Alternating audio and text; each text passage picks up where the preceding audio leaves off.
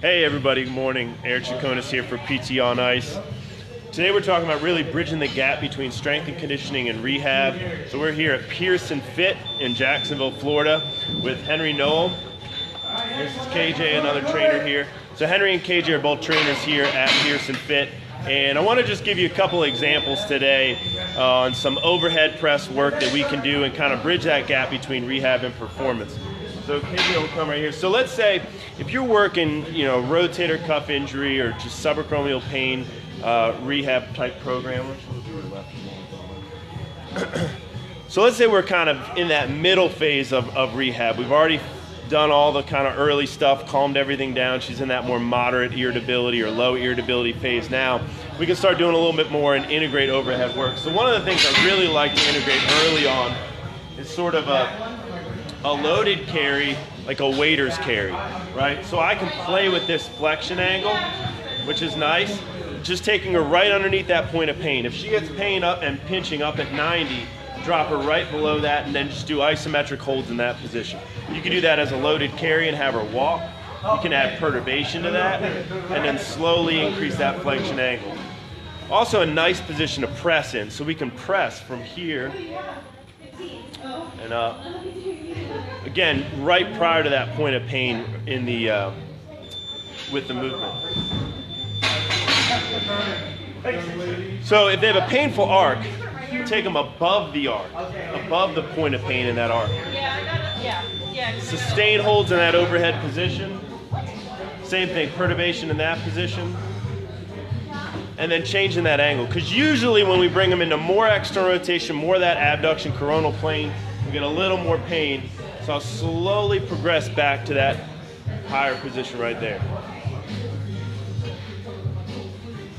All right, so just one example of kind of a waiter's carry in rehab. I want to really highlight the importance of integrating having a strength and conditioning professional, a fitness professional in your network. So the same way that you would market to a surgeon or a primary care physician and have a network of other specialists, I think it's critically important to have a network of strength and conditioning professionals as well. So when we're done with rehab, right, and I can't really justify medical necessity any longer, I need to have somebody that I can kind of hand that patient or refer that patient to, who I know is going to do a great job to continue that program. So Henry would be a great example of that. He's a USA weightlifting certified coach. He's got a strength and conditioning background, a master's degree in sports science. So I trust Henry. I know he's going to do a great job. So anyway, I want to have him show some examples of kind of type of stuff he would do in that same case. So go ahead, Henry. So if we're looking at the athlete and they've came through, they've been cleared by Eric in a PT, we're gonna start looking at some cues here.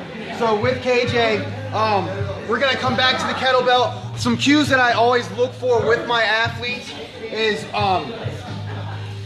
we don't want to be supporting from the roof, so no roof. We want everything to come from the basement.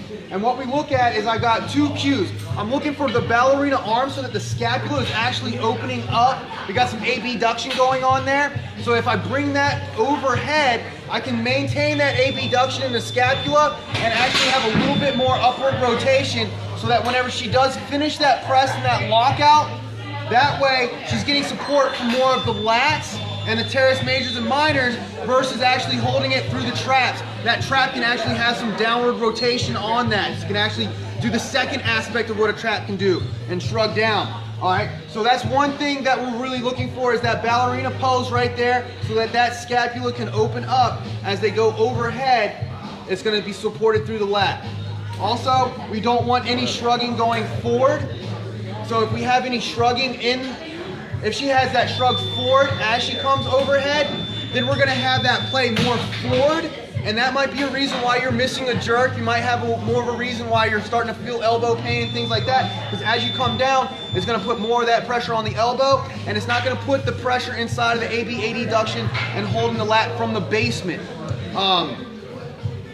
From there, we can start working into the kettlebells or the barbell. So KJ is going to go ahead and do a one-arm press with the kettlebell. From there, it's going to, from that 90-degree position, we're going to look at that scapula widening around and then supporting at the top overhead position. that elbow being, or that bicep being right along the ear here. This is great position right here. We can see she's got great musculature coming through right there for the support, and we don't have too much shrug going on there. If she was to shrug, we can kind of start seeing she had to move the kettlebell forward for that to actually happen. And that rotation of the collarbone and everything like that we don't want to have, so that way we got a little bit more support from the lats and rather than from the traps. Okay, so that's very key that we're looking for. Coming from this waiter position right there, same thing as Eric had mentioned, we're trying to find support there and then going overhead from that with the abduction.